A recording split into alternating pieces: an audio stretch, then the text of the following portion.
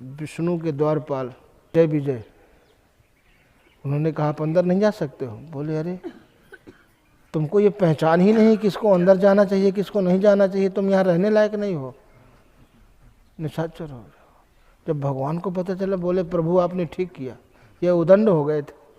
वो सोचे कहीं हमें ना श्राप दे दे। हाँ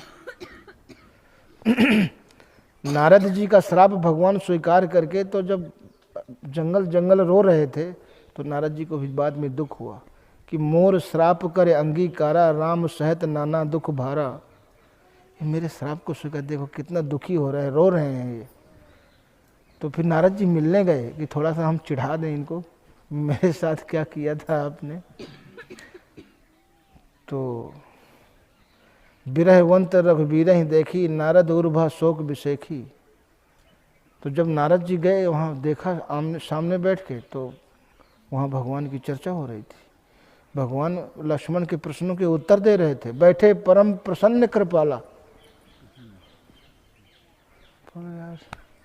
ये तो ठीक है जो कुछ जो है लेकिन वहीं नारद जी का तो वहीं पश्चाताप हो गया था। हरि माया जब जूर निवारी, नहीं तह रमा न राजकुमारी।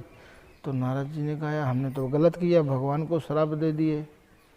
ये भजन की महिमा।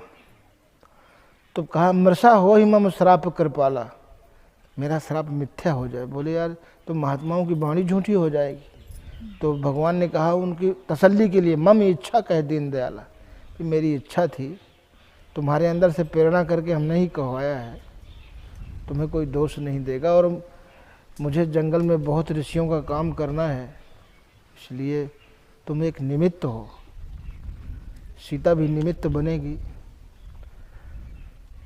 तो ये एक चीज़ महापुरुषों ने दिखाने की कोशिश की, बताने की कोशिश की, लेकिन समाज उस रास्ते से भटक कर फिर अब आपको कोई कुछ रोग हो जाए, कोई तकलीफ हो जाए, अपने मन से कोई गोली खा लो तो ठीक हो जाएगी। जिस रोग की जो निर्धारित दवा है उस दवा को आप लेंगे तो ठीक हो सकते हैं। और साधना करते कुछ करते 50 साल हो गए, और 50 साल पहले जितने काम क्रोध लोभ थे उतने आज भी हैं। तो काम क्रोध लोभ आदि सब नाथ नरक के पंथ। 50 साल भी पहले भी हम नरक के रास्ते पर खड़े थे और आज भी खड़े हैं। तो फिर हमारी साधना 6 महीना दवाई खाते रहो, रोग अपनी जगह पर, उस दवा को आप क्या कहोगे।